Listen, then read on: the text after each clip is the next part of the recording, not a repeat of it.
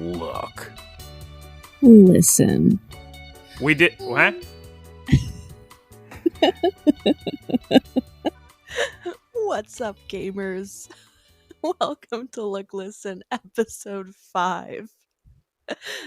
Oh, God, I can barely hear you. Let me crank up my volume. So now I'm going to sound super loud, and I got to sit so far back so I don't hear myself. Okay, so, my microphone is up pretty high in the crank zone, so... We got it cranked. You didn't take your sleepy pills, did you?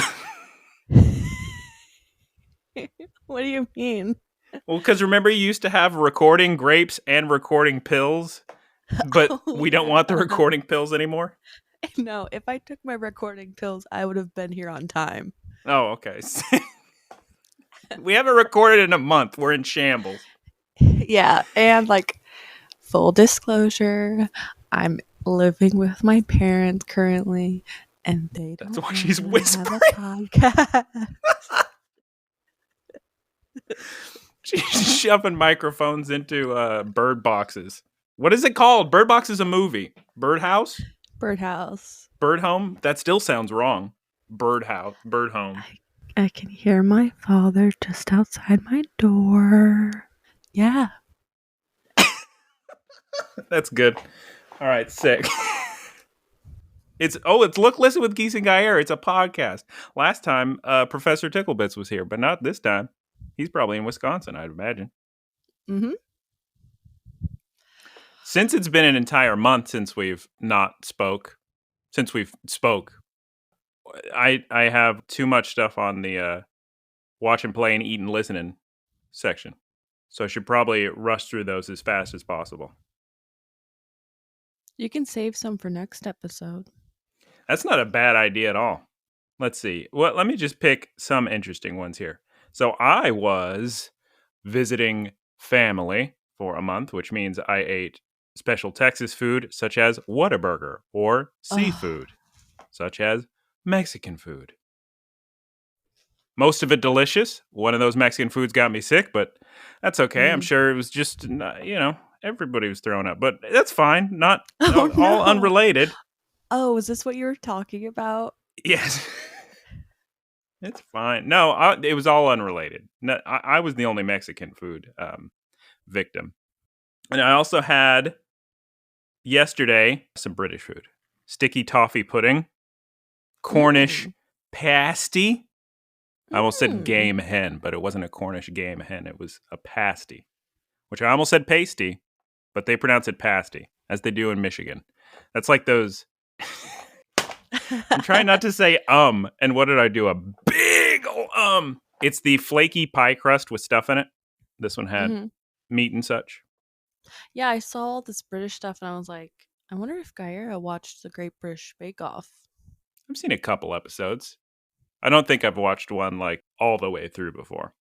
Okay, we'll save the rest of the food for later because people got places to go. Hold on. Hold on. I need you to explain is your dongles quad deals. That was 6 years ago, Geese. I don't even... okay. It's probably... Yes. Probably. So your next level galaxy brain method to get a lot of food from McDonald's. Yeah. So it's basically just eating for a reasonable price. You walk in there with your two phones, because you got to have your two phones. Yes, you do. Well, for Pokemon Go, Geese, sometimes, you need an alternate account, and that also gives you alternate McDonald's accounts. Mm-hmm. So you place the first order on the way over there. You do your double cheeseburger, buy one, get one free. Okay, so you get 2 double cheeseburgers on one account. Then you immediately place on your second phone the large French fries for $1. So then, because it takes longer to make the McDoubles or the double cheeseburgers than it does the large fries, so you place the fries second, and then they come around the same time. As soon as you finish eating all that, your 15-minute refractory period, whatever it's called, is over, and then you can place the exact same orders but opposite, because your first phone already has the cheeseburgers off of it, but it still has the fries, and vice versa for your alternate phone. So that way you get to eat dongles, 4 cheeseburgers, double cheeseburgers, and 2 large fries for 1, 2, 3, 4, a smaller amount of money. I'm so envious of this Guyera method. 1, because you have 2 phones. 2, because I could never face the McDonald's employees multiple times to get the food. But I'm placing the order on the app, so I'm not facing anybody. You're picking them up. Yeah, I just run over there real quick, grab it. Yeah, you have to be confronted with a human person who knows that you have 2 phones and you've ordered twice on each. Look, where I live, damn. Okay, if it was like the suburbs and they had nothing better to do, I could see that being a concern. These people have so many bigger things to worry about than me doing my 4 dongle deals. They're not even remotely concerned with that. They're too worried about all the poop they got to clean up or something. Or all the people stealing the food, something like that. Geese, do we normally do where I say all my stuff and then you say all your stuff? Or do we switch between food, shows, games? I think we kind of just do whatever. Sick. And then for movies, because my cousin is a little film snob, he loves his fancy movies and won't watch anything popular. We watched Tom Popo and The Red Shoes, both a part of the Criterion collection. Tom Popo was very entertaining. Red Shoes was fine. Maybe not my kind of movie. Lots of ballet dancing. I also watched Severance an entire second time with family. I still need to do that. It's better the second time. One of those shows where you pick up on a lot more that you missed. Or not even that you missed because you wouldn't know it was there to look for in the first place. Just things you noticed and you go, oh my God. Okay. We were even getting into like pretty deep, like pausing screenshots and like backing up and saying, what does that license plate say? And like zoom in, enhance, and coming up with theories for things. It was pretty sick. And then, what are you doing? I'm on the Google Doc and I just see my thing, and Geese is like in it. It says her name. I think she's gonna delete all my thing. No, Geese, no, get out! No, I was just putting my mouse around. And then for video games, guess what, Geese? Since we've last spoke, the new PlayStation Plus collection, Extreme, PlayStation Plus Premium, and Excelsius, and PlayStation Plus Really Good, and PlayStation Plus The Best options have launched. What the hell does that mean? It just means they're not competing with Game Pass, but they are offering like way more options. I just look at Geese stare up at the ceiling right after I stared up at the ceiling. I think my dad is just trying to talk to me. That's so sick. Yeah, get him on the podcast. He'd love it. So they got all these extra.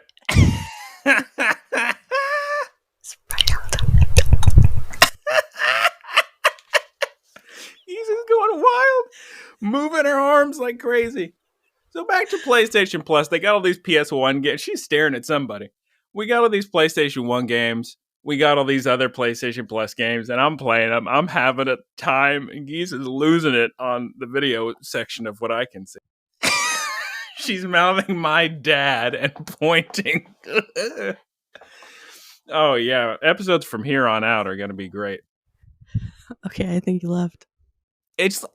I like how he's like Mr. Wilson in the Dennis the Menace video game, or Daddy in the Don't Wake Daddy board game that we have to make sure he doesn't hear you speaking. But yeah, I played Ape Escape. That's a lot of fun. I played Toy Story 2, which almost made me throw up because the camera controls are absurd. Geese, last thing. I'm trying to play Demon Souls, the remake, but I don't know. I don't know if I like it. It's a good looking game. I guess, but because I kept dying, and this is coming from me. You know I have the Platinum in Elden Ring. I already said this on the thing. This is coming from me. I thought, maybe now I'm going to play every single Souls game. And it's just, I don't know. I kept dying, finally beat the first boss, and then I went, okay, maybe this game's okay. But now I'm trying to play again, and I just don't know. It's not speaking to me. Do you play online so that like people can like help you? I must be doing something wrong because I have the setting set to, yeah, online is fine, but I never see any online people. So I must need to like use an item or something. That's not a bad idea. Maybe I'll ask some people in the Discord. I know there's a number of people who play Demon Souls. Maybe I could say, "Could you help me get past here, and I could get some souls, please?" Yeah, So I isn't can there just like a over thing level. that you can do where you like ask for help? Are Yeah, there like things like magic fire things that magic fire. players Yep, drop that be like, I'll help you. Request I'll help. help you. Yeah, I think that's more for bosses and not just like the one little enemy in front of me. But Oh, I don't know. I may think of doing that. I bet I'll come around to it and want to play. Geese, what have everything you've done for the past entire month? So I was also with my family. I was in Myrtle Beach, South Carolina. Family hours out here. The beach was Beach. nice. I went to the beach yesterday. Oh yeah? Oh yeah, you did, because you DM'd me on Twitter so I could post your Pokemon Go screenshots in the Discord. I have no idea why it logged me out. It was very frustrating. Was there some security breach? Breach at the beach? So, anyway, yeah, that was fun. And something I did with my cousins is we went out to the dinner theater show, Dolly Parton's Pirate's Voyage. Now, Gyra, do you have any idea what this is? I have been to dinner theater in Tennessee before. It was the Hatfields versus the McCoys. So you've been to one of these? Yes, in Pigeon Forge. Oh my gosh. Okay, so here's some backstory. So back in the day when we were kids, when we'd go to Myrtle Beach, we would go to Dolly Parton's Dixie Stampede, as it was known back then. And what the thing was that, so basically the premise of the show is that like the audience is divided into like two groups who are like fighting each other as part of like the show. And so Dolly Parton's Dixie Stampede was the North versus the South and the Civil War, which, you know, wild that that was even a thing.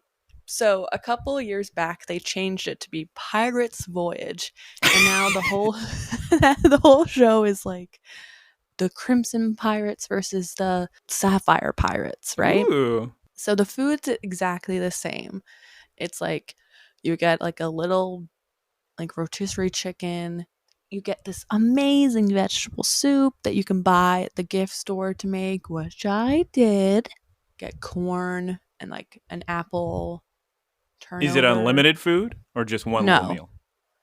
Just one little meal. Dag nabbit. You can't even like nicely ask, "Can I get another roll, please?" No, you can't. Can I get one roll, please? God. And my cousins and I bought novelty Pirates Voyage cups, and it's like a it's like a skull. It's like a plastic skull. Okay, so back when it was Dixie Stampede, the novelty cup was like a boot, like a cup in the shape of a boot. Das Boot. And we still have those. Yes. Yeah. Probably worth. So it was dozens a fun of dollars. time. There were seals in the show. Well, actually, a sea lion in the show. But was the sea lion from the Civil War? No, when it was Dixie Stampede, it was like they do like horse tricks. So now like the animals for this show is like seals. It's funny that it's Dolly Parton because the dinner theater I went to is right by Dollywood, the Dolly Parton theme park. Yeah. So they have like a couple locations. For some reason, like Myrtle Beach is one of them. So Myrtle Beach is a very popular vacation spot. I've never been, but I know so many people that go to Myrtle Beach. Yeah. And then good for families, I guess. It's cheap too. Oh, so maybe that's why. Why. After I went to the beach, I went back home to Maryland, and I got some mochi donuts. Like, since the time I moved to Austin and then moved back, like 4 mochi donut places opened up near me. Sick. So I got some mochi donuts, and they're good. They're like chewier than normal donuts, but they're tasty, but expensive. They got imported all the way from Mochi Land. Geese, do you have a weather report this week? No, I think we should retire that bit. That's my favorite segment of the week. Why? I don't know. Honestly, like, I was kind of relying on audience feedback to see if I should continue that bit or not. We'll ask him. Hey, people have listened to it since the last time we recorded, which is good news. Very good news. We'll send them out a questionnaire. In the Pokemon channel, we'll send them out a questionnaire and they can answer the questions. Yeah, so how about we skip this week, and depending on the results of the questionnaire. Yeah. Next Can week. you just, you don't have to give the weather. Can you just say, hi, I'm geesepeep? The thing is, that requires me to raise my voice, and Oh my really God. don't know how I'm going to spin that to my parents. Okay, just whisper. Hi, I'm geesepeep. I can't do Pokemon.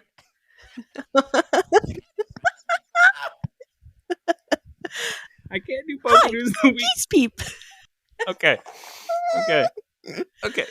Okay. Mouse Peeps. Mouse Peeps introduces Pokemon News of the Week.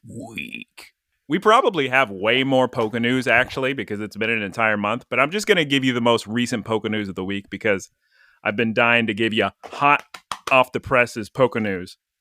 So we got an amusing battle thing in Pokemon Sword and Shield. It's called something like the Magikarp Splash Jump event. Basically what it is you compete in battles online in Pokemon Sword and Shield, but one of your Pokemon has to be Magikarp. And it's lots of fun when Pokemon does silly, goofy things like that and not just pick your strongest Pokemon. Also, I got to interrupt Pokemon News of the Week. I'm so sorry.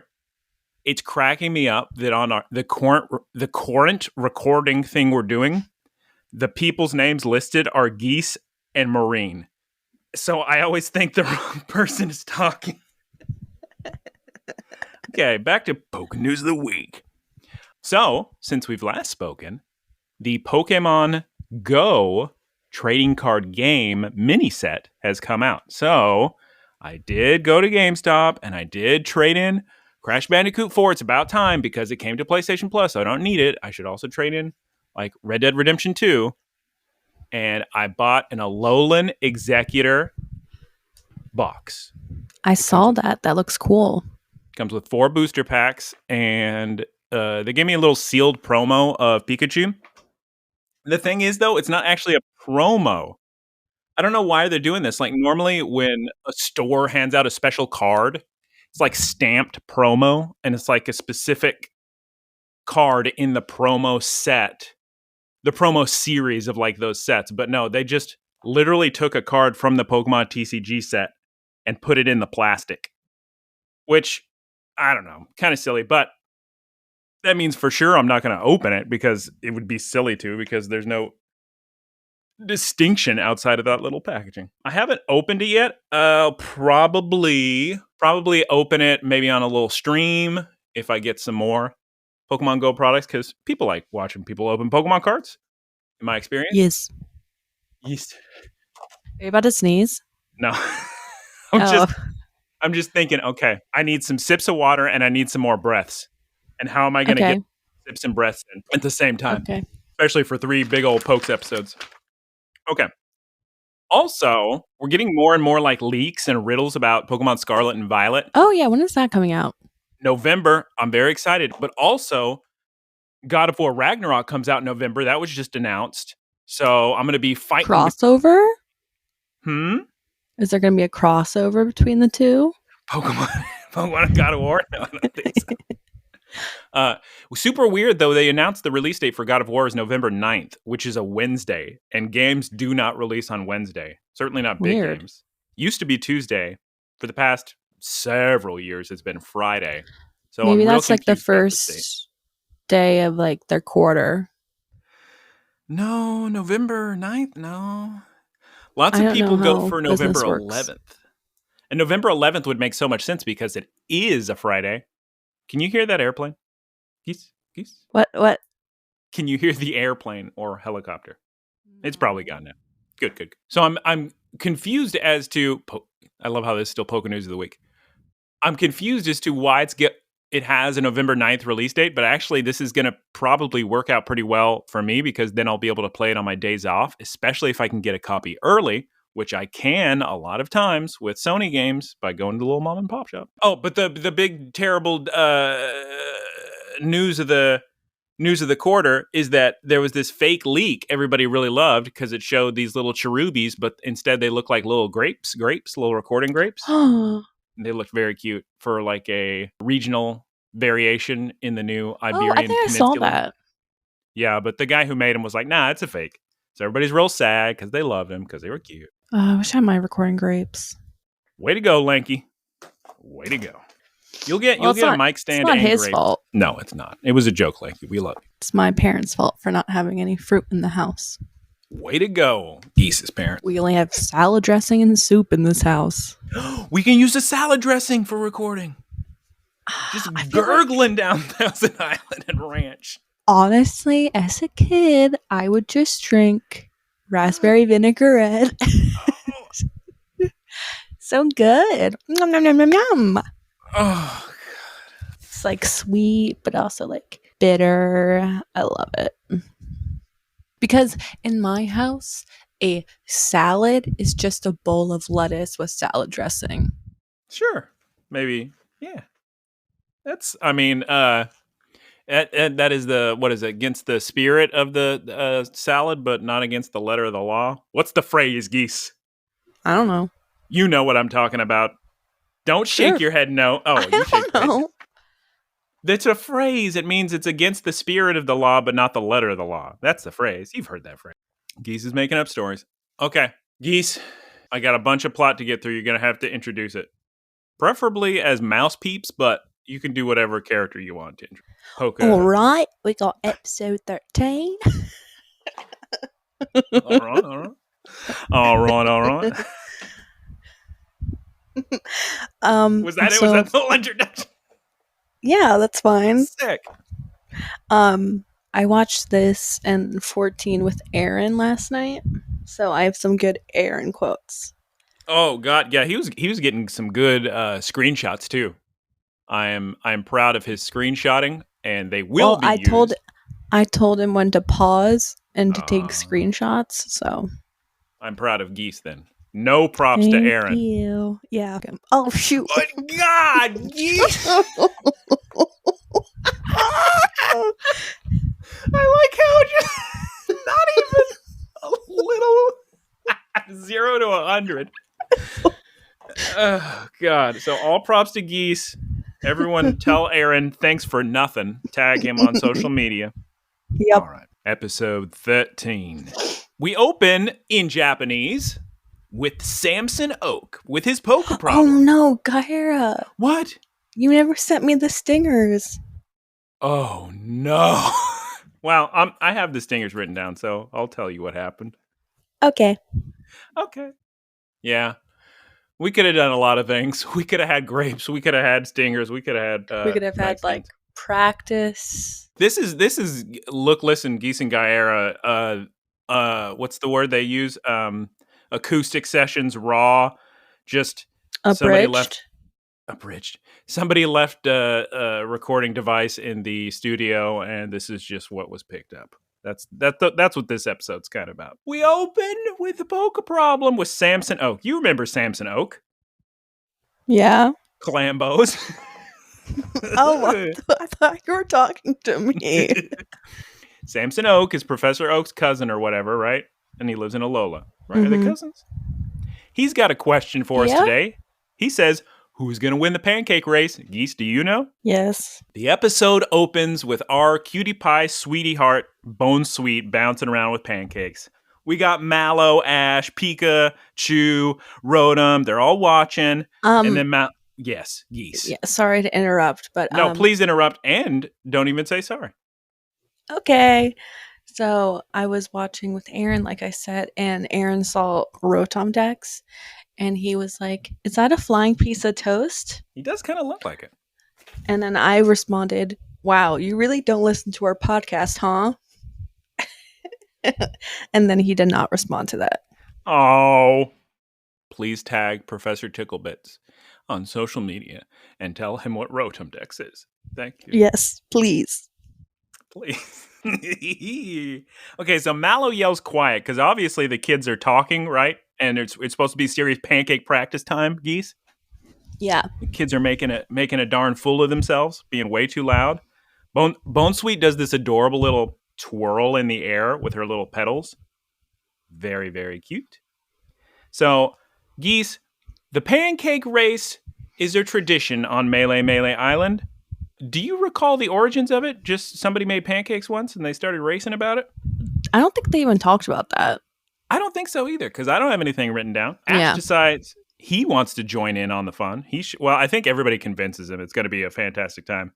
Because as we'll see, just about the entire city is joining in on the pancake race. Every kid except for maybe Lily is racing in the race. They also say there's lots of festivities that are going to be at the pancake race, but I don't remember too many. I know there's like the sections of the race, but not a festivity in sight. My word. We cut to Kukui and Ash. They're shopping for groceries. Rockruff's there too, jumping around, barking, having a great time. Okay. Kukui's like, yes. Guyera, don't get mad at me, but I don't know if this is against the rules of our own podcast, but I just wanted to say that Professor Kukui is a zaddy. Okay, I'm glad you brought that word up. What does the Z stand for? I don't know. If we can find out what the Z stands for, then we can figure out if it's It doesn't allowed. stand for anything. It just replaces the D. Okay, let's see. I'm gonna give everybody the benefit of the doubt. Not even go to Urban Dictionary. I'm just gonna type in zaddy. Although this is probably gonna ruin my search history. Okay, okay, if you find that's fine. Wow, it's actually in the Oxford Dictionary. That's incredible. Okay, yeah, it's fine. Can you read the definition for the listeners out there? Of course. A sexually attractive man, especially an older one who is fashionable or charismatic. While a daddy is an attractive older man, a zaddy is a man with quote-unquote swag who is attractive and also fashionable. It appears that it has less to do with age. Zayn Malik, previously of One Direction, is a popular zaddy.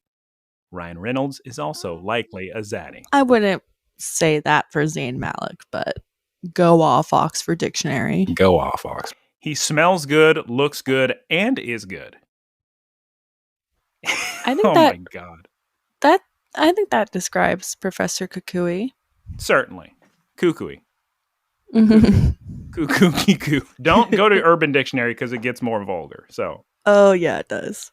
So geese. Okay. So now that we've had the zaddy conversation, Kooks is holding groceries and he asks Ash, "Hey, want to take a break?" And Ash loses his darn mind, which I found funny because was it really that hard shopping for groceries that he needs a big old break and he's losing Well, his he's mind so over it? used to Mr. Mime doing the grocery shopping. So it's a big job. For their break, geese, where do they decide to walk into? I actually don't. And then just like the pancake store. Yeah, it's the pancake house. It looks delicious. It's got a big Slurpuff icon on the front of it. Slurpuff is a Gen 6 Pokemon. It's like this weird dog-looking thing. A lot of people don't like the design of this Pokemon. It's okay. It's when they first introduced fairy types, they went to town with these goofy designs. Oh. Pink slurpy dog-looking, big tongue-having fairy. I applaud everything I said almost sounded halfway like a swear. I was like just about to say that. I applaud your ability to hold back on the swear words. I mean, it could be considered. Well, anyway, continuing. They walk into the pancake shop. We meet a waitress woman who is also on a poster on the wall. Turns out, Geese, she is a pancake champion. What is it? It's fun. It's funny because when Ash sees that, he sees the poster and then he sees her in real life and he's like, "You're the girl from the poster, aren't you?" Like, yeah, duh, Ash. Like, she's wearing the exact same thing. What is her name in English? Mina. Mina? That's hilarious because that sounds more Japanese than her Japanese name. In Japanese, her name is like Noah. Noah. Oh. Huh. But Mina is everyone in Japanese. Mina-san. That's like a nice way of saying everyone, like a polite way. San. You know. So she's a pancake champ and she's a pancake waitress. She loves pancakes, evidently. This is Ash's first time seeing an Alolan Raichu. You see, regular Raichus are just boring electric types walking around on the ground. Alolan Raichus are electric and psychic type, and they can fly on their little tail, and they look real cute, and they like to surf, which makes sense. They're an Alolan. The Alolan Raichu is holding a giant deck of pancakes, which that we're going to see that a lot. Adorable. See not fall. What does that mean, Geese? See What? not fall. I don't know. I have something written down. So, who instigates the little rivalry? Because Pikachu and Alolan Raichu kind of like get up on each other and like, and they start doing their little electric. It was the Alolan Raichu. It's kind of Raichu. Yeah, like he was the instigator. Way to go, Raichu. Ash decides at some point during this pancake visit, he's going to join the pancake race too. Well, wait a minute. He already knew he was going to join the pancake race in the beginning. But now Noah or Mina decides she's going to help Ash train, right? That sound correct, Keith? No. Oh, wait. Yes? Wait. Maybe? Could be. They certainly train together later. At some point, they got to decide they're going to do that. Pikachu gets some delicious pancakes. Rockruff's getting some pancakes. The Pokemon are adoring the pancakes. Everybody's loving it. Oh, the pancakes look so good. Yeah, I'm hungry right now.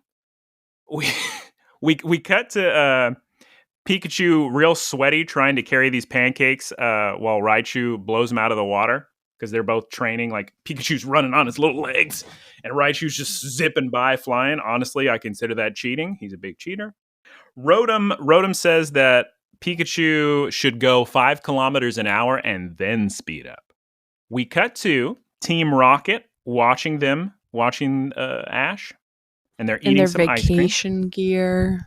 I love their beach clothes, Geese. Wobbuffet looks amazing. He's got a little Hawaiian shirt and glasses. Yeah, he's goals, as the kids say. Team Rocket is also very surprised by Alolan Raichu because they've, I guess, never seen it. Pikachu speeds up to 15 kilometers an hour back in the training, and Pikachu didn't drop any pancakes, which I was impressed by Pikachu because I don't think he's ever done a pancake race before. Not that I know of. But Rotom says, okay, we got to get it under 3 minutes. But Pikachu still did a good job. And then Pikachu and Raichu, they do their little fight some more. Little electricity. So yes, Geese. I don't know if you skipped this or not. I can't quite remember, but Team Rocket, like specifically Jesse's talking about how they need to win the pancake race because you get all you can eat pancakes for a year. And you can get it all over Alola. So I don't know if it's just that one. They have the Slurpuff pancake houses all over, or if it's just you walk in anywhere with the pancake passport. They know what's up. You get free pancakes. Jesse's like really like she needs this, and like the animation like she's like they show her like with like flames in her eyes and like pancakes in the background, talking about how like they need to win this. And in seeing this, Aaron said, and I directly quote this, "Big geesepeep energy on this woman." In Japanese, it's hysterical because they play it so serious how important this pancake race is. I guess they just looked it up online and saw that the reward for winning is the pancake passport. Well, so Meowth finds up the poster and reads the poster. That's how they find out. Oh, okay. Perfect. So now we got Team Rocket involved. We got all the kids involved, and we cut to this super sick announcer woman. She's this techno crazy on a Magnezone. Magnezone's the final evolution of Magnemite, and it's got a big giant magnet head and separate magnet little base magnets, and she's flying around, and she looks like she's from the future, and she's going to announce and televise this whole pancake race for all of Alola. She looks like she's an Overwatch character. Maybe. This was before Overwatch, though, right? So, Overwatch ripped off Pokemon. I don't know. Somebody fact Who's check to that. say? Somebody fact check that. So the course does the course take place all over Melee Island? Because the map they show, it's just like encircles the entire thing. Yeah. They gotta, so for the big pancake race, you gotta run up a hill as a human with your Pokemon. At some point, you gotta walk over a balance beam. And then there's also going to be a Pokemon in a wagon waiting for the human to pull the wagon. And the Pokemon are not allowed to use any moves, Geese. You're automatically disqualified if you use a move. So just running around. Everybody who lives in Alola is in the bleachers watching this big race. Everybody who isn't competing anyway. So we just see Lily and Kukui, and the little egg. Lily's holding the egg, right? In the stands? Yeah. I believe so. The egg glows in the bleachers for, I guess, anticipation of the race. The techno woman host, the host interviews our prior champion from last year, Raichu Pancake Waitress. She says, first of all, I'm here to have fun. Second of all, I'm here not to get hurt. Third of all, to be safe. She says that's for her third in English? No, she says the same things. She just says like the second that she wants to be safe. Oh, of course. For her third thing, she's here to win. And all the children are, when I say children, I of course am talking about like Mallow, Kiawe, Sophocles, etc. The kids discuss how good she is and how difficult it's going to be to beat her. And then I guess Mallow makes a joke. I didn't quite, maybe there was a scene I missed, but Mallow makes a joke about Ash training with her because I guess like she's the enemy kind of thing. But then she's like, no, I'm just joking. It's okay. And now, Geese, the race begins. They start running. Sophocles already. Poor boy. My poor nerdy boy. He's so slow, Geese. He can't keep up. People are falling off the balance beam, including Sophocles. He falls right into the dirt. And we're going to come back to that later. But what they do is they have all these Alolan muck eat all the pancakes off the ground. You guys know what muck is, the giant ball of sludge. Well, they're colorful in Alola, and they have teeth. All better for eating pancakes. Sophocles says thank you, I guess, to the muck for eating the pancakes. Is that what happens? Yeah. Then we cut to the wagon portion of the race. Mimikyu is so adorable, holding these little pancakes. But, Geese, what does Mimikyu do? He's not supposed to. He uses a move when he sees Pikachu. And Jessie screams, no, don't do that. And then she drops the wagon, I believe, to, stop him from trying to attack. Because they're, running uphill. So when she drops the wagon, Mimikyu, starts going down the hill. She does that just so they're not disqualified.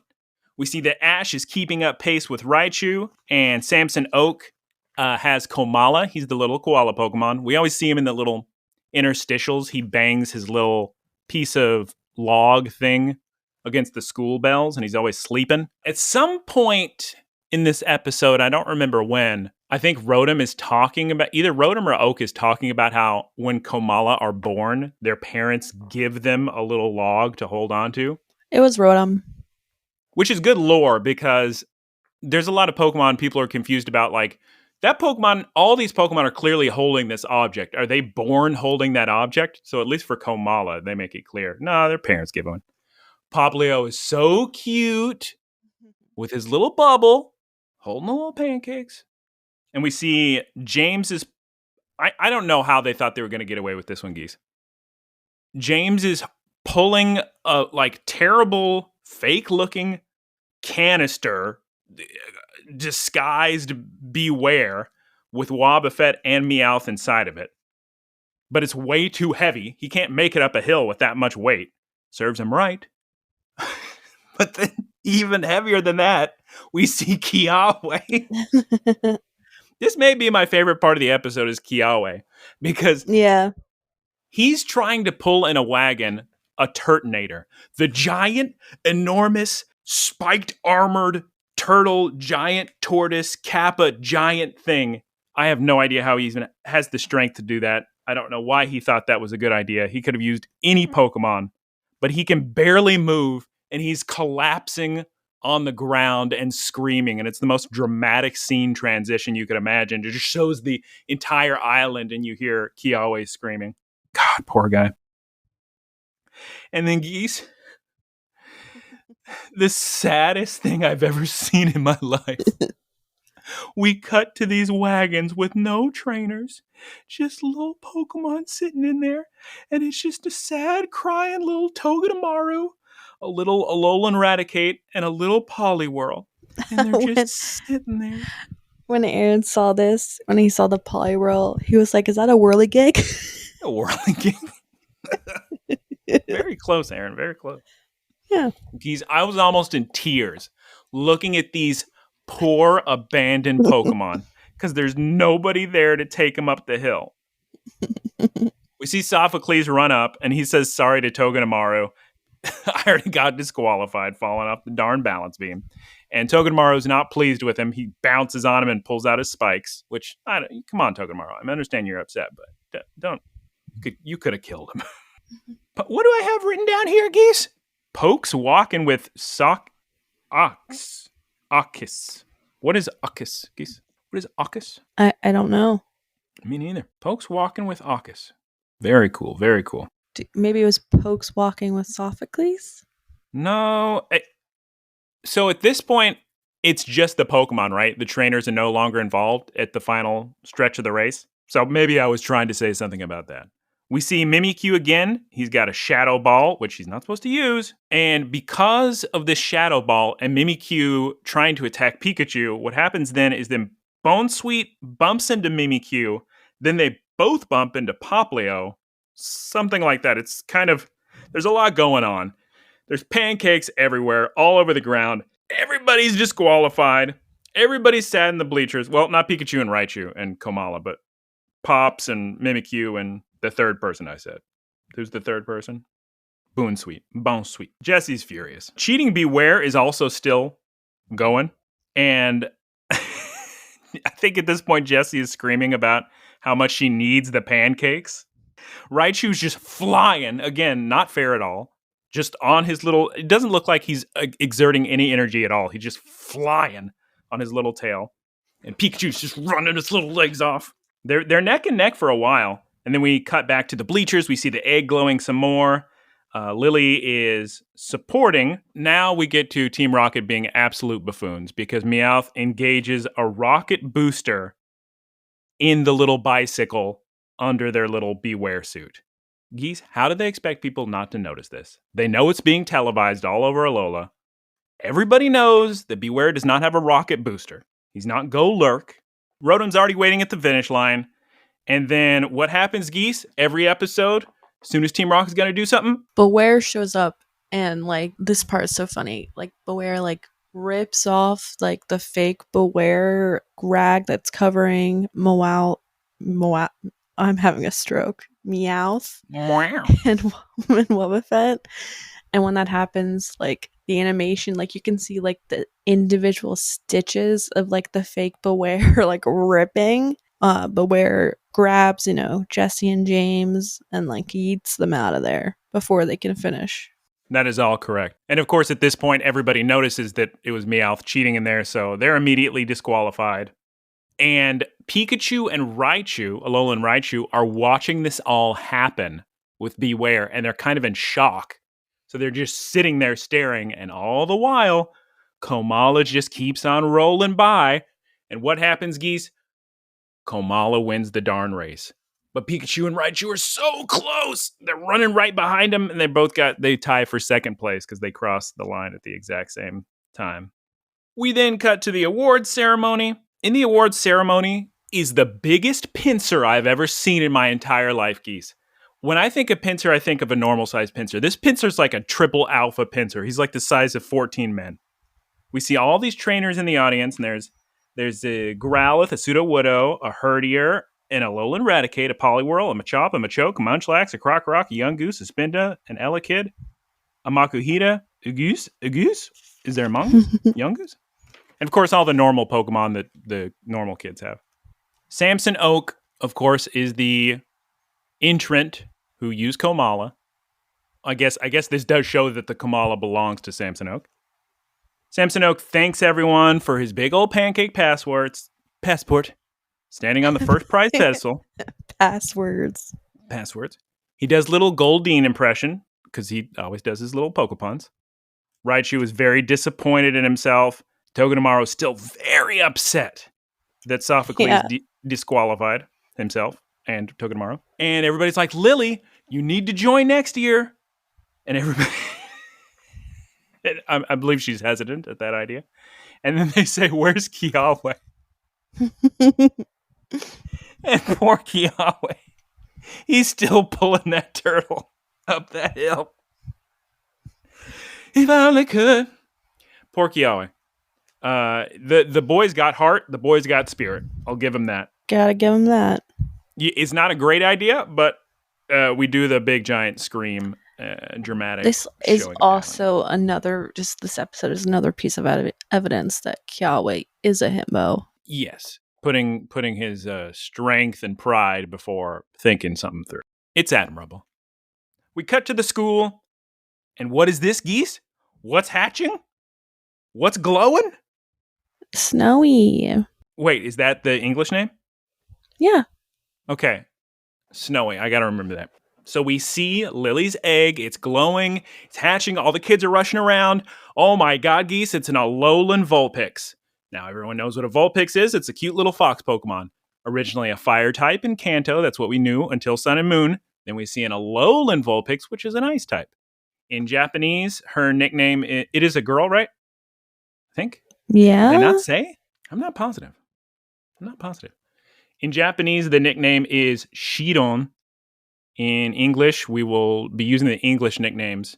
For this podcast, for simplicity's sake, is Snowy. I hope I don't forget. Makes sense. It's an ice type. She's an absolute sweetie pie, or he. Geese, I may be jumping the gun here.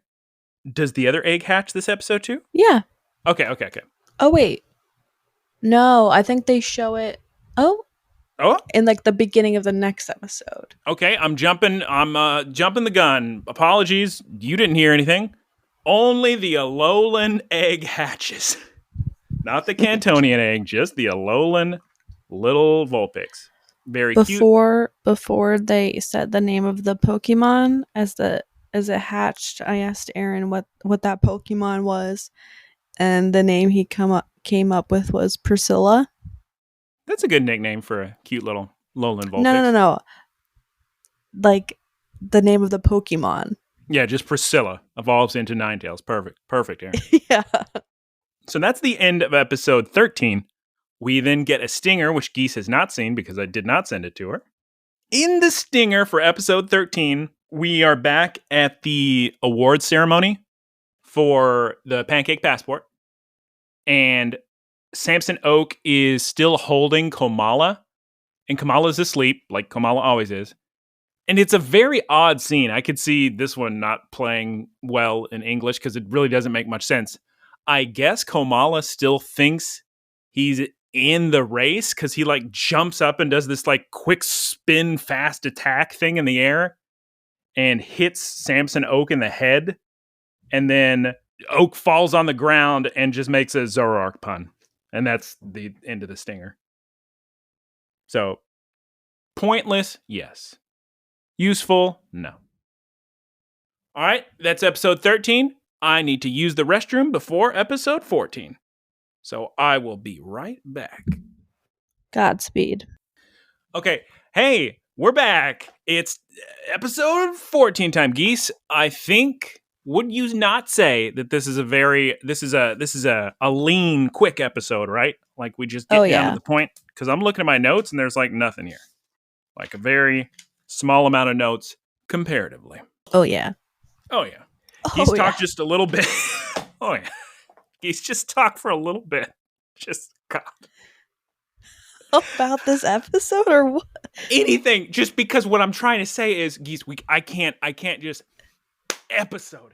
You know how boring that's going to be for somebody to listen to? Just like, oh, is Guyera still talking? Imagine somebody just like going through the episode, like, what do they call it? Scrubbing through, and it's just me talking, me talking.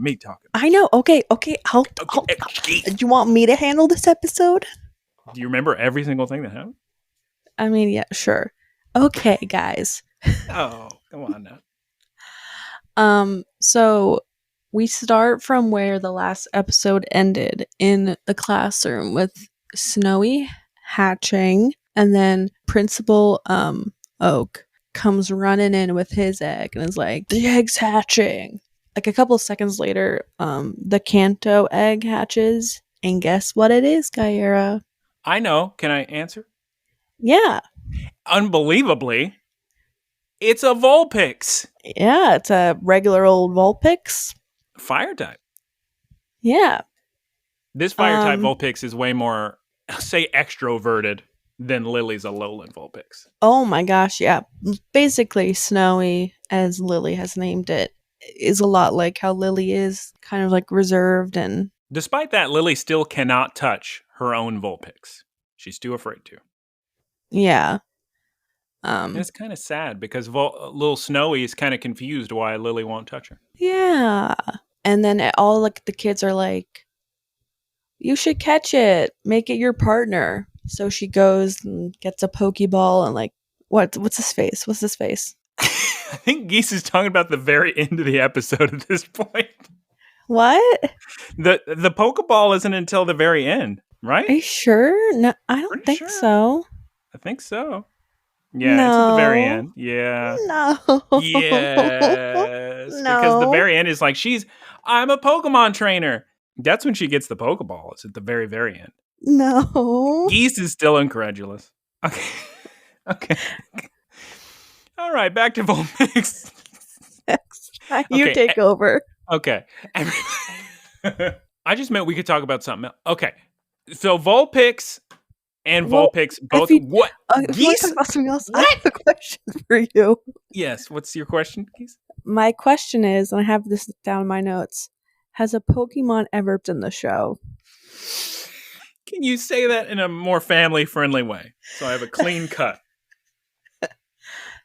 This isn't a bad word. Oh my gosh, she did it again. It's not. You could say use the bathroom or use the facilities. Guyera, has a Pokemon ever taken a wee on the show? You would imagine.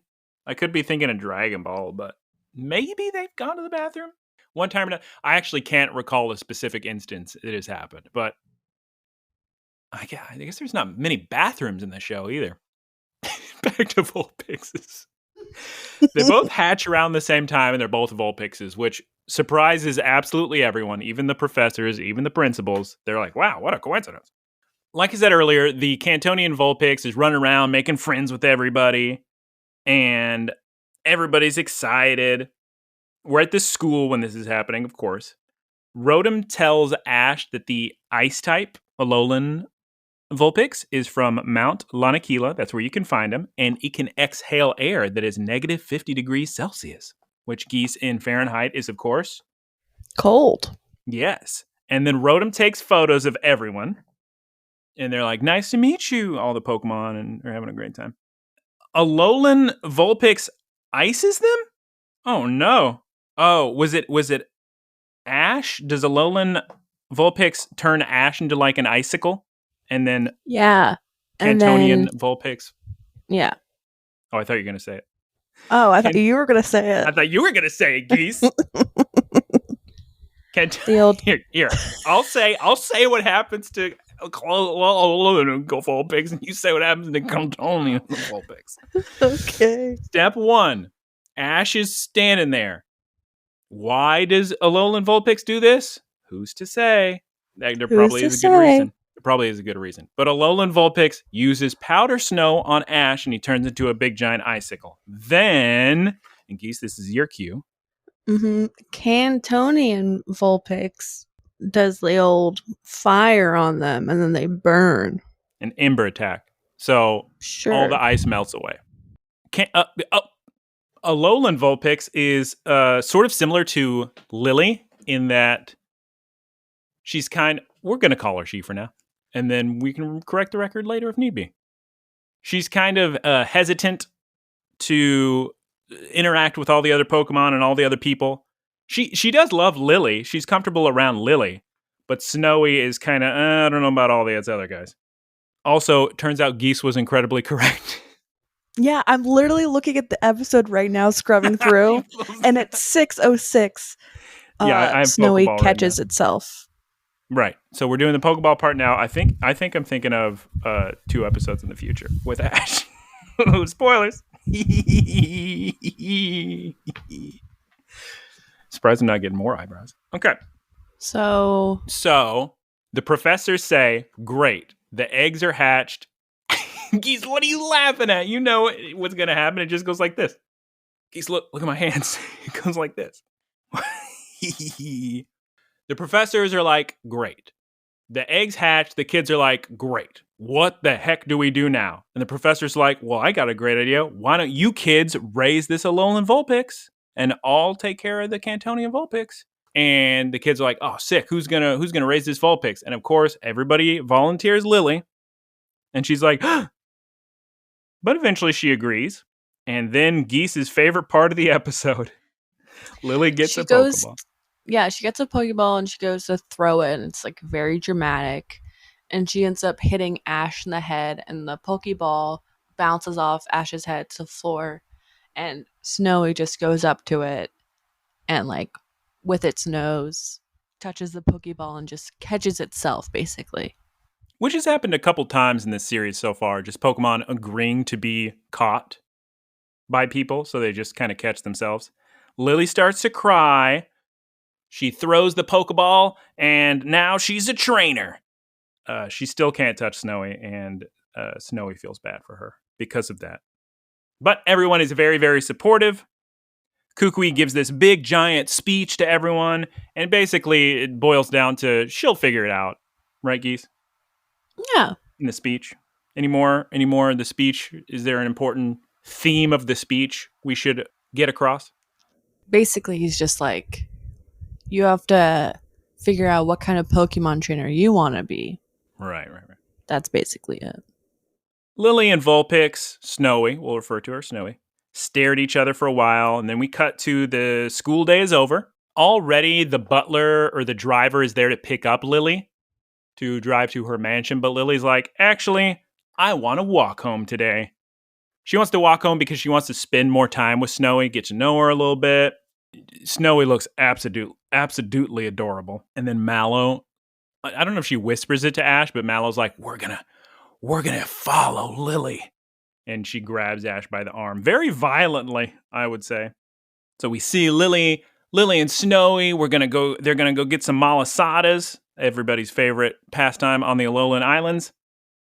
And Lily tells Snowy her issue with Pokemon. But then Geese, what does Lily say to little Snowy that makes Snowy so happy? Sorry, the internet cut out. What did you say? Let me see if I can say it the same way. I said, Geese, then what does Lily say to Snowy that makes Snowy all excited? After she explains, I have this issue, I can't touch Pokemon. What does she say to Snowy? Honestly, I can't remember. Is it Sick. about the malasadas? No, she just says, I love you. And then Vulpix gets very, very happy. Oh, yeah. Does she say that? I don't know. All I have in my notes is malasadas. Sick. And figuring out which one Vulpix, Snowy likes, so she can figure out what kind of food to feed her. I don't remember. Vulpix is eating those malasadas. I don't remember them discussing Lily using that as a way to figure out what to feed her. Maybe I missed that. But Ash and Mallow are talking about Vulpix and Lily. Bone Sweet agrees with them, and it's great. They're getting along. And Rotom says, oh God, we lost them. There's no time for smiles, which is what Rotom says, which has made me laugh. We then cut to Team Rocket. They're coming out of the Malasada shop. Sorry, Rotom in the English dub says, literally, this is what he says. He says, "We goofed." Nuh-uh. Yes. How could there be such lines? In Japanese, it's "there is no time for smiles." He says, "Uh-oh, we goofed." That's beautiful. God, I wish he said that in Japanese. Maybe he did, and it was just a bad translation. Who knows? We cut to Team Rocket walking out of the Malasada shop. So I guess they're walking out prior to Lily walking in. I mean, they must have, or otherwise they would have like bumped into each other. Meowth is talking about how they still got to get all these parts for their secret base. And Lily and Snowy go in, and Team Rocket notices the little Alolan Vulpix and says, "Oh yeah, we're going to steal that." Geese, are you there? The internet cut out again. What? The internet cut out again. What did you say? I said geese. Basically, if I go geese, you know something cute's about to happen. So we see that at the little Malasada shop, on the little booth, little Vulpix gets a cute little booster seat. And she's standing on the little booster seat, nibbling on the little Malasadas. Ash, we see that Ash and Mallow are still looking for Lily and Vulpix. They say, "Hey, Rowlet, why don't you help us find our friends?" And they throw Rowlet out, and Rowlet flies up into the air to get surveillance, reconnaissance. They run in the opposite direction of the Malasada shop, right as Lily and Snowy walk out of the Malasada shop. But who stops them, Geese? Team Rocket. That's exactly correct, Geese. They do their big giant intro. Also, in an earlier episode, we were going on about their Japanese names because the butler is named James in Japanese, but their Japanese names are Musashi and Kojiro. And Niarth for me. Jessie tells Mimikyu to attack.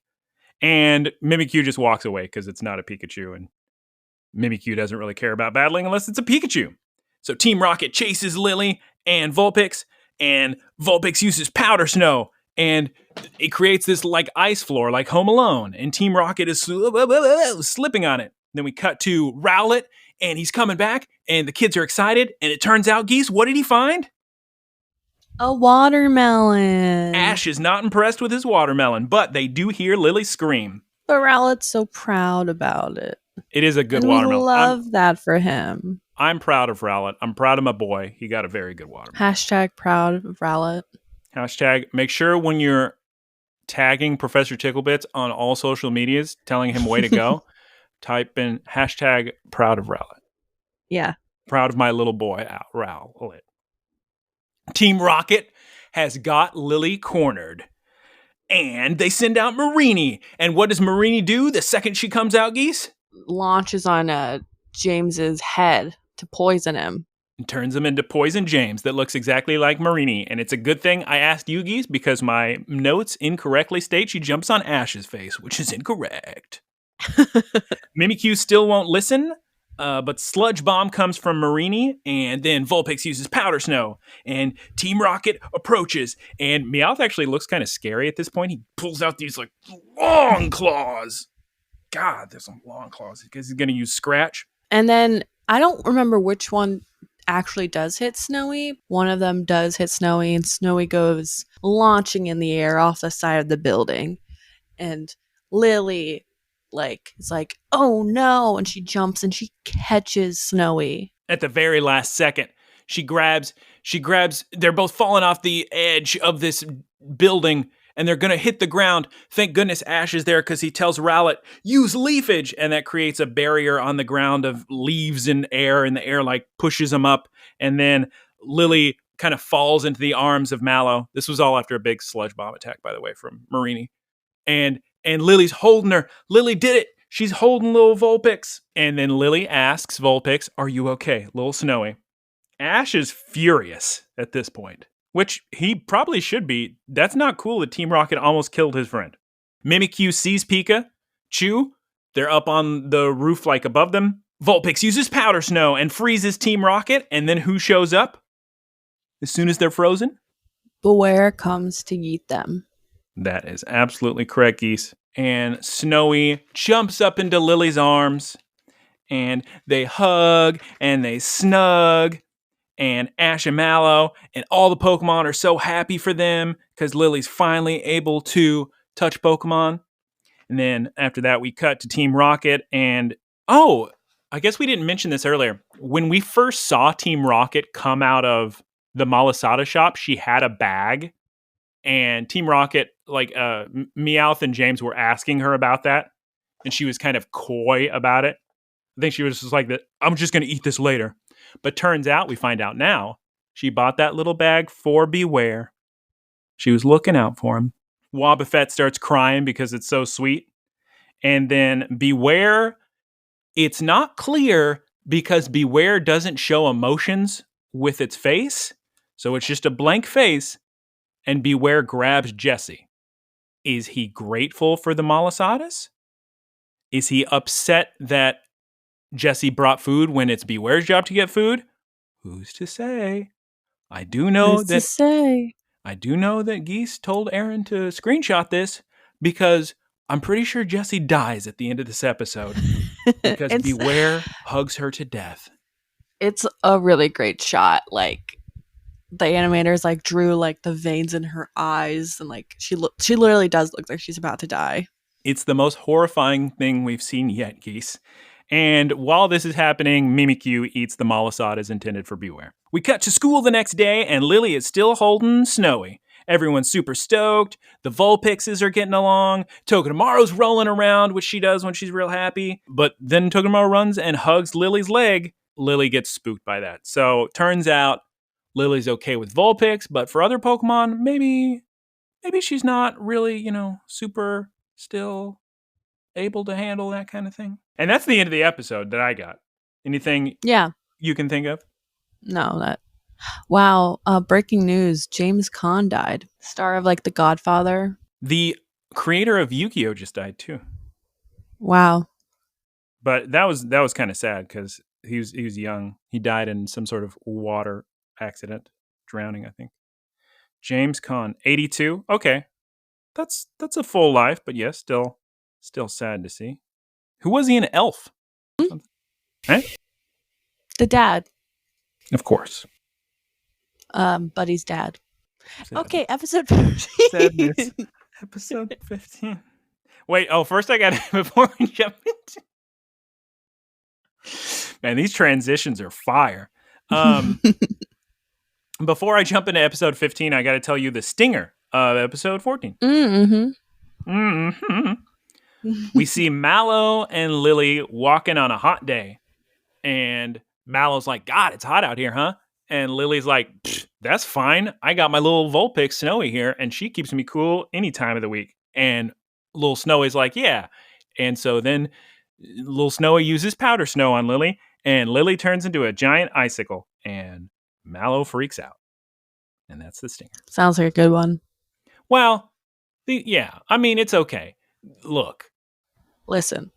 I just stare. He says her microphone down below where I can't see it, and then I stare at her, and then she quickly brings it up to say, listen. Okay. The thing is, previous stingers we had were more actual plot, actual things going on. And these ones are more just quick little dumb jokes, so maybe that's why they made the decision not to include them for the English release. Who's to say? Who's to say? So, episode 15. I'll introduce it because I have a question for you about it early on. Sure. Okay. So, we see Professor Kukui and Ash coming home back from, it looks like, grocery shopping. Oh, Guyera, what? I was going to say, do you want to know the Poke problem of the week? Oh, yeah.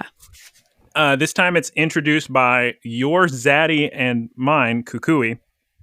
And he asks, what new Pokemon will Ash get this episode? And there's a lot of options available. And geese continue. So they're coming back. I'm pretty sure they have groceries. And they get inside and they walk in and they see Rockruff pretty badly hurt. right? Yeah, but Geese, can I add one thing that happens before that? Because I think it's actually really important, especially for how we feel about Kukui and Ash. Mm-hmm. Which is, in the Japanese version, Ash goes to just throw his little backpack on the floor, but instead That's what I was going Kukui... to ask you about. Yes. Kukui was like, hey, put that backpack where it's supposed to go, okay? And Ash was like, okay. Okay, because like I was confused by that, because that's what I like. The implied, as I read, because like in the English version, it's just like Ash, wait, your backpack, and like I thought like he had to put away his backpack like initially because of Rowlet, but like they kind of didn't really come across. It's such a little scene, but I love it so much because we're starting to establish this father-son type relationship, and it's so sweet because that's the kind of thing a parent would say is, hey, put that up in the right place. And he's like, okay. Very, very cute. It is really cute. Very adorable. I'm just reading my notes. Oh. I just have here that, okay, so after Ash puts his backpack away like a little good boy, him and Professor Kukui like look at Rockruff, and Rockruff just strolls in. Rockruff's not even there when they get home. Oh, I thought they see Rockruff, and like Rockruff Ash should be there. I thought like that Ash sees Rockruff coming in and like goes to approach him, and then Professor Kukui is like, wait, no, your backpack first. I think Rockruff is after the backpack. That's not too important, but basically Rockruff's all beat up and he walks in, and then they approach Rockruff. Yeah, and Professor Kukui like goes to like spray, like I guess hyper spray or whatever. It was just a regular potion. Okay. And poor Rockruff's crying because it stings, and he's just a little baby. He's a little baby Rockruff, and Rotom's like, he's got scratches and whatnot. Rockruff was supposed to be watching the house, but instead, he was out there doing something. And then we cut to next day, right, at school. Yeah, we're in the school. In the little transition, it shows Komala rolling into the water as it sleeps, while the kids discuss Rockruff and its adventures. One of the kids says Rockruff's a freeloader, because I guess it was the impression everybody was supposed to have that Rockruff was Kukui's Pokemon, but that's not the actual case. Rockruff just like, yes, Keith? Is your father in the room with us right now? Oh, okay. She's shaking her head no. She's saying wrap it up or something. All right, that's the end of the episode. Keep going. No. Okay. This is good stuff. Oh, I wish you guys could see her facial expressions. They're incredible. Oh, eyebrows for days. They're discussing Rockruff. Apparently, Rockruff just liked eating food at the house, and he just started hanging around. So he's not actually Kukui's Pokemon. And Rotom says something to the effect of, Rockruff, our man's best friend Pokemon for a long time. Sophocles, his little nerdy behind, is like, maybe he's going to evolve soon, because Sophocles knows that Rockruff will become more aggressive and independent prior to evolution, and Rotom brings this up. They go to live on their own after they evolve into Lycanroc. Lycanroc are really cool werewolf-looking Pokemon, and they have 3 different forms known now. There's midday, midnight, and dusk. This episode only touches on midday and midnight, and that is because I believe at the time this episode was airing, only Sun and Moon were out, the originals, and dusk form wasn't introduced until Ultra Sun, Ultra Moon, which was like the next year. We cut to a Shelder sneezing on the beach. And then I love these little transitions. They're the cutest thing on earth. Then we cut to Kukui's house. Rockruff is snuggling with Ash, snuggling his little rock neck on Ash. And I think at some point Kukui's like, yeah, remember, that's a sign of affection. And Kukui shows Ash that he has all these security cameras installed. I didn't see Ash go like, security cameras, so I guess I guess maybe he already knew. But they want to see what's happening with Rockruff, so they're reviewing the footage of what Rockruff's been up to. Kukui got home early, in fact, to check on Rockruff, because normally after school, Ash would get home first, but this time Kooks beat him because he wanted to check. Rotom's funny in this scene because Rotom's like, I need those recordings. I need that for my data. Geese, are you able to speak yet? Yeah, I am. Oh, okay. We're at the point where like they're Professor Kukui and Ash say, okay, bye Rockruff, we're gonna go do something. And they leave the house. And they This is walk after out. Rockruff comes back. He's beat up again. Yeah. And they walk out to like the bushes out just outside the house, and like they pull up a little tablet that shows like the live video feed. Yeah. There was like a cut. Rockruff. There was a cut in there of a Magikarp on the beach splashing back into the ocean. And before they left the house, Kukui gave Rockruff a little substitute plushie to play with. Because that's what their experimental video watching is going to be about. It's like a little plushy, like simplistic, like Tyrantor. No, it's a substitute. A substitute. So substitute is a move that's been in the game since Generation 1, where what happens is you create a substitute of yourself, and it looks like that little doll, and it goes in front of the other Pokemon. To use substitute, you take some of your HP and put it into the substitute, and then any attack that's done to you is taken by the substitute and not you. So that's what it is. It's a substitute plush. Okay. That's what the little guy's called. But yeah, Kooks and Ash are watching on their phone. Rockruff is like aggressively attacking it. And Kukui's like, that's weird.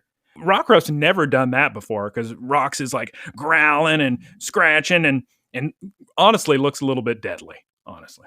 And after he beats up the substitute plush, Rockruff runs outside. And at this point, Ash and Kukui are like, let's follow him.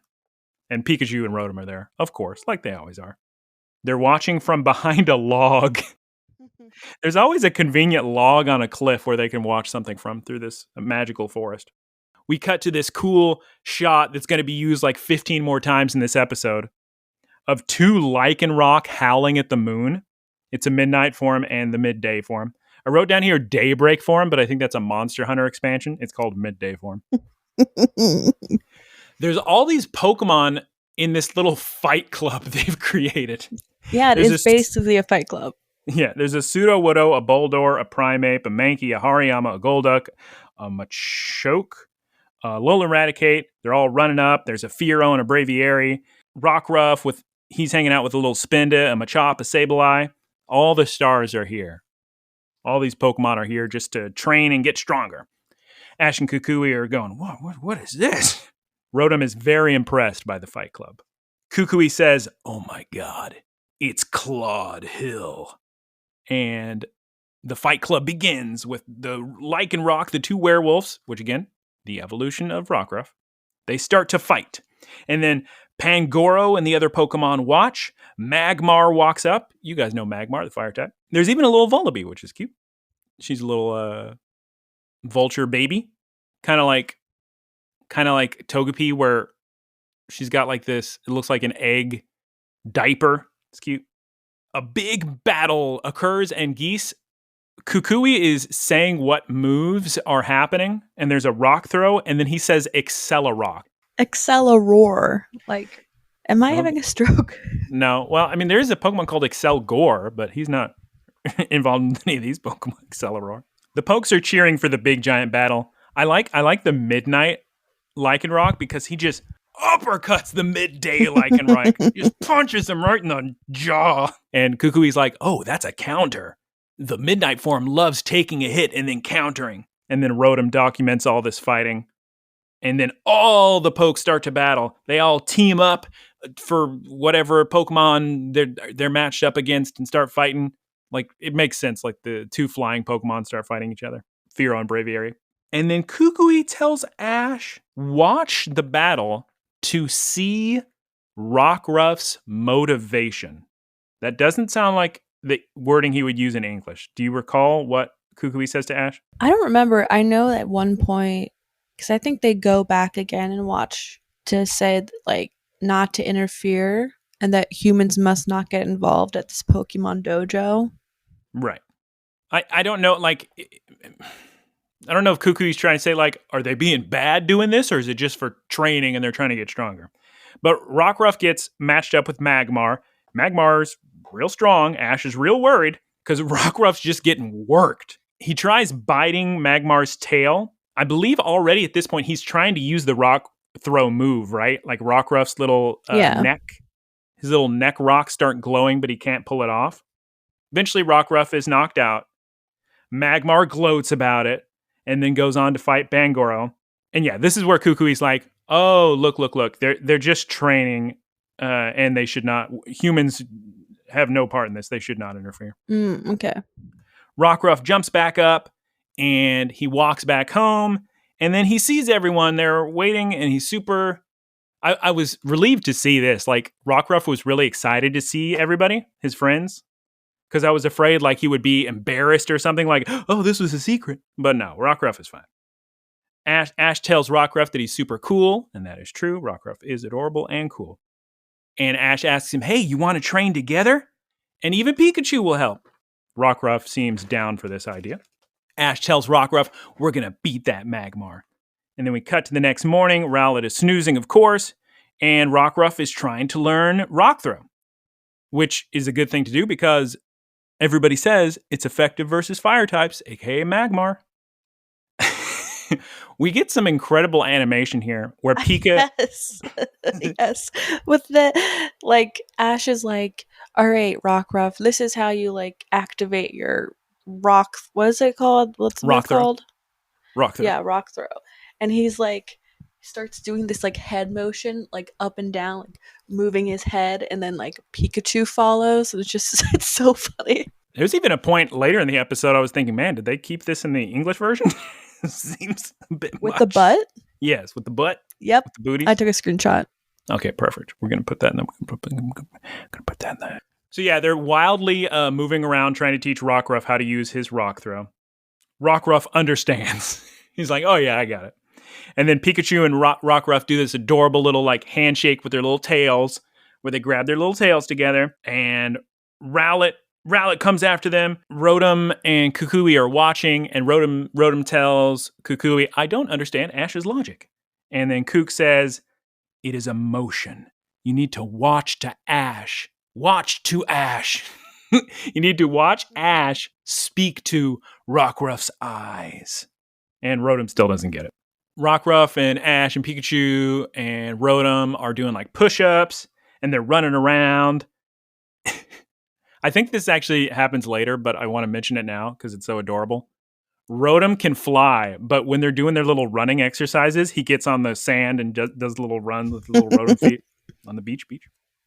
Kiawe gets involved, and he wants to help out Rockruff too with Turtonator, which is a good training partner because he's also fire type. Rockruff practices dodge and flamethrower, but he Geese. He I took a screenshot of this too. Me too. We all got screenshots of this one. Geese, what happens to poor little Rockruff? So basically, Ash is telling Rockruff, like, there's a fire attack, dodge it, right? Pikachu does it first, and Pikachu does it, like, perfectly. And then Rockruff goes, and when Rockruff is moving to dodge from the attack, the tip of his tail catches on fire, and he yelps, and he gets in the water, and he's crying. It's the sweetest little face you've ever seen when he's just cooling off his little tail. Then they all rest for a while Kukui's smiling, and they all shake their booties, trying to do whatever little Rockruff moves require shaking your booty. And then all the kids surround. All the kids. We're talking Mallow. We're talking everybody. All the kids watch Rockruff finally pull off a rock throw. And they're worried. Why are they worried? Are they just worried that Rockruff's not going to be able to beat the Magmar? I guess they've all heard this story. I don't remember. Oh, no. That's not what they're worried about. They're worried because Ash is using himself as a target. Ash is like, come on, hit me, Rockruff. And they're like, God dang, Ash, jeez Louise. Then Pikachu and Rockruff hug and play. Rockruff did it.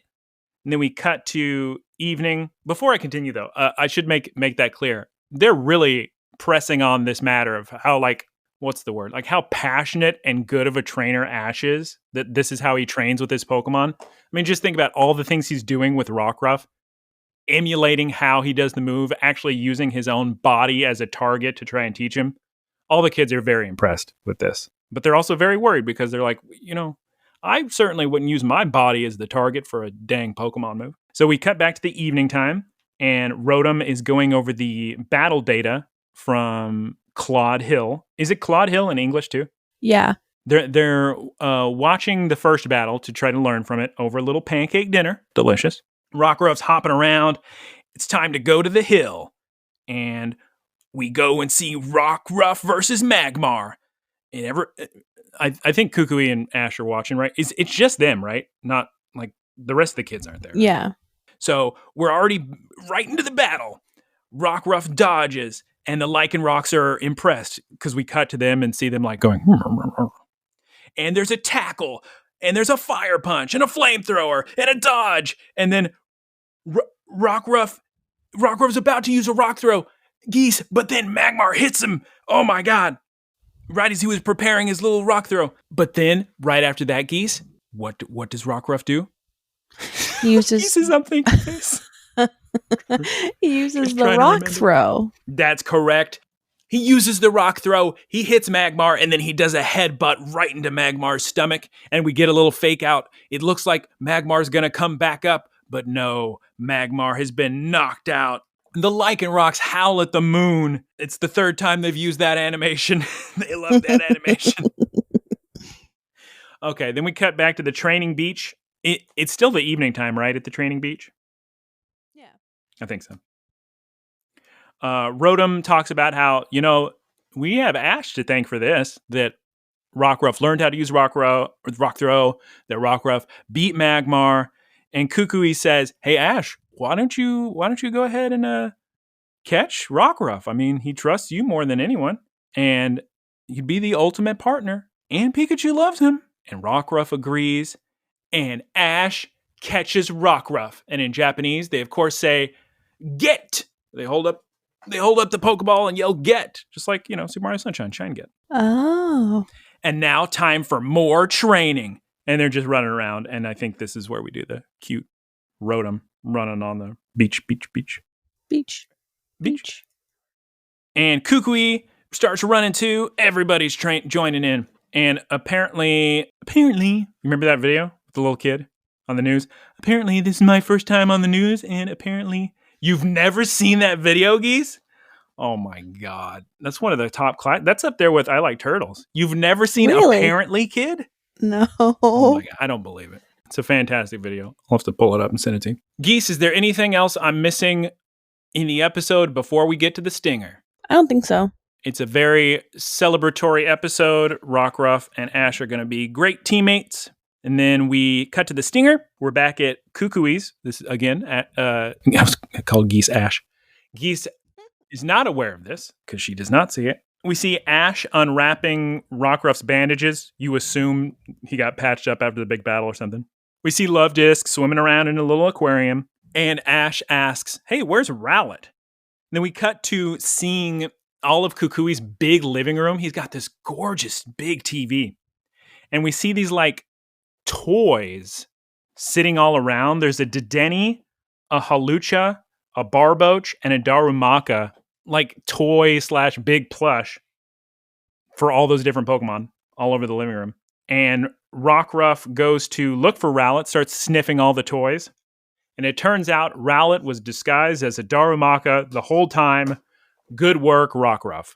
Again, not really plot important at all, but fun, cute little scenes that add a lot to the episode. Geese, these were some good episodes. Yeah, these are good ones. Really cute ones. Also, like, at least with like Rockruff, and Rockruff and Snowy, like really good, like beginnings of like their character development. All around good episodes. They kept me wanting to watch, that's for sure. I was not bored. I did not feel at any point. Like, I remember by the time I was already on the third episode, I was thinking, oh God, it's already over. Where I remember some of these blocks of episodes I'd be watching, taking notes, and I'd be like, oh my God, I have so much left. But Yeah. I watched all these last night, and they just were a breeze to get through. Yeah, Very exactly. fun episodes. They were a breeze. Like, I know for our last episode, I think we covered like the island challenge, right? And like I know like one of the episodes was just the battle, and I was just like, ugh. Oh, versus Hala and the gumshoes totem. Yeah. Yeah, these were. I think these were better than the last batch. Now, spoilers for future Sun and Moon. I did not know that Alolan Vulpix was going to be in the egg. I thought it was already going to be Nebby. I don't know when that's going to happen. I don't know what Nebby is. Or what? I thought you watched all Sun and Moon. Oh wait, hold on. I did. I don't remember their names. Hold on. Oh, Well, Nebby. Oh, right. I won't say anything. Oh, right. No, Nebby's not the Pokemon's actual name. It's just a nickname. Spoilers. Close your ears. God. But yeah, lots of fun episodes. I'll tell you what, I'm impressed with Geese. Maybe it's because she doesn't have any grapes. Just a bladder of absolute steel. No bathroom breaks for Geese at all. We went through 3 whole episodes. I think it is because of the grapes, or the lack of grapes. The lack of grapes. Okay. So next episode, we're going to have grapes. We're going to have a mic stand. We're going to... Are we still going to have your father moving around in the background? Hopefully not. I love the idea that you can't have your mother at all, but you can have your father. But if the father walks by, you can't speak. It's very... so like a podcast challenge. For the folks at home, like Clambos. My mom is gone because she's doing something with my grandma. But if my mom was here, she wouldn't respect my privacy and she would just come in without knocking. Whereas my father would knock first. And my father doesn't ask a lot of follow-up questions because I just told him that I had a work meeting. It is a work meeting. This is work. Yeah. Hard work. Mm-hmm. Geese is nodding her head. Yes, it is the hard work. I think I have a cold. No, Geese, don't. Do you hear all the commotion outside? No. Sick. I should stop bringing it up then, because why even bother? But yeah, there's a lot of commotion outside of sirens and whatnot. Any closing comments, Geese, for the gamers? Closing for the gamers, I just like to say our thank you. So let me pull up the doc. We got thank yous. Oh my God. Thank you to RD. First off, I'm jumping the gun big time, but I'm just so excited about it. I got to say, thank you so much, RDFine and RAWKPARTEE, for support on Anchor. Thank you. Yes. And I know RAWKPARTEE is going to start streaming again. So give him a follow on Twitch. Twitch.tv/RAWKPARTEE, all capital letters. Not that I think that matters, but go ahead and follow him. He's going to be streaming Pokemon Mystery Dungeon of all things. Should be fun. And then Geese, you got good little screen grabs here. Yeah. And thank you, Keith Squared, for our logo, our podcast logo. And of course, he's streaming on Twitch at Keith Squared, all one word. Yes. KEITHSQUARED on twitch.tv.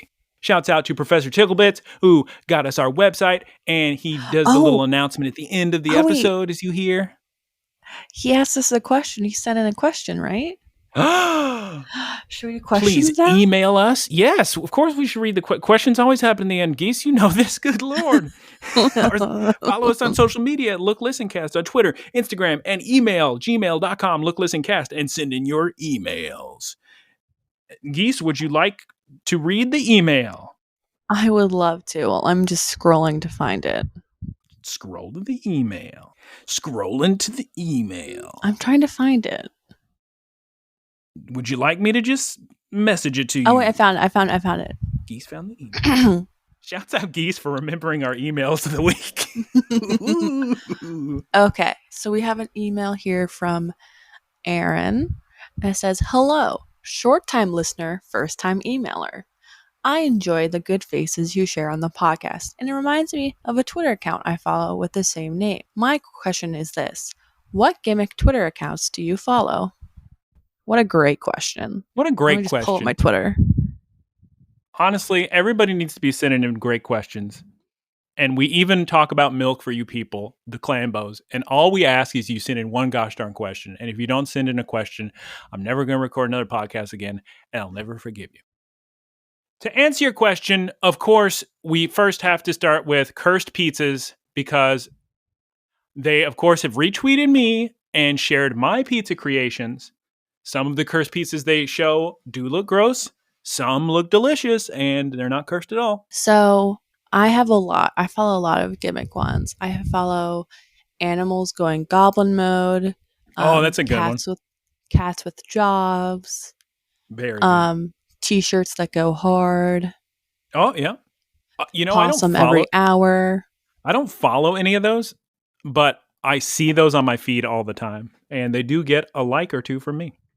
And of course, Guyera, out of context Pokemon. Oh, that's a perfect. Yeah, I'm always sharing that one in the Discord. Good stuff in that one. Well, I'm just scrolling through. What else? Lizards every hour. Every hour. Post a show to a small Victorian child. That's a good one. Stuff out of context that wouldn't make sense to people from a long time ago. You guys should follow the like cats doing jobs or cats in places they shouldn't be. Yeah. It's pretty, the description is self-describing. What's the phrase I'm looking for, Geese? What is the phrase? Self-explanatory? There you go. It's pretty self-explanatory. Yeah, I'm not a big follower. Oh, Origins of Iconic Images. I follow that one. That one can be useful for internet history. Americana brand memes. That's more of a Los Angeles thing. If you live here, you'll laugh at the things they post because they're very much accurate.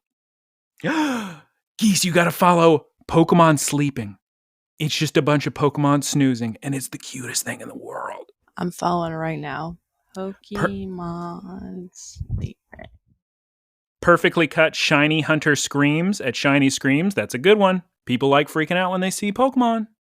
They're shiny, and they've been hunting them. I know I would. Emoji Mashup Bot. I follow that one. That's a great one. I'm always sharing those ones. What a great question, Aaron. Professor Ticklebits. Just a question master over here. Oh, I follow a lot of those screen caps ones for like shows, like Sopranos or Trailer Park Boys. They was always good. Ancient memes. Sopranos out of context. I follow way more than I thought I did. Non-standard McDonald's. That's a follow right there. Oh my God. You see the coolest McDonald's in there. It's just the coolest like McDonald's that aren't normal McDonald's. Like McDonald's that have little astronauts in them or cool architecture or in different places.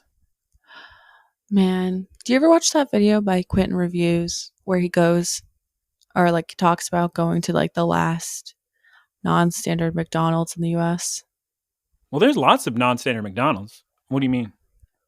Well, like a lot of them are dying. So like, or like being renovated. So where I went to college, there was a Victorian themed McDonald's, and like the inside it had a bunch of like antiques and stuff. And it was just a cool McDonald's. And unfortunately, the year I graduated, they renovated it. Now it's just a regular McDonald's.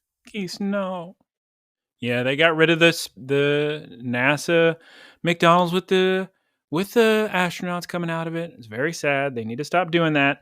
Have they no respect for history, tradition, and being cool and unique? No. But in Glendale, there is a very cool McDonald's that I used to go to quite a bit when I worked over there. I'll have to show you pictures of it because they have all these wild sculptures and statues inside. It's a fantastic McDonald's. Absolutely. I think the video I'm referring to, I think he talks about that McDonald's. He probably did. It's funny when someone points out something that's apparently very impressive, quote unquote, and like worth sharing with people. And then I just go, oh, I know that one. I've been there 1,000 times. I never thought anything about it. But yes, it's very good. Come to think of it, it is very good. All right, Geese. Wonderful answers to the questions. Please send in more questions. We're almost at 2 hours, which means we have to stop. There's no leeway around it. Please let us know if I should continue the weather report bit. Please, Or everyone, should say retire yes. it. Please say, do not retire it. I will not listen without weather report in your responses. And please at Professor Ticklebits on all social media and let him know that hashtag Rowlet is adorable. Hashtag. Rowlet is a cutie, and That's give him some sass. What was it? Yeah, give him some sass. That's PROF Tickle Bits on social media. Just tag him. Hashtags everywhere. Say shame on you. How could you do this to me? Rowlet is adorable. Yeah. Thank you. Follow the social medias. Look, listen, cast. You can support us much like RDFine and RAWKPARTEE on Anchor. You'll see it if you go to looklistencast.com. You'll see like all the links for everything. You can also Venmo Geese at onlygeese.cash. Maybe she'll share some of that with me. We'll see. Thank you all for listening so much. We'll see. Who's to say? Thank you for listening. I have to take a second pee because I drank a bunch of coffee and water. Mm-hmm. But next time, we will hopefully have recording grapes and a mic stand. Thank you. Who's to say if we will, though? I don't know. Goodbye. Bye.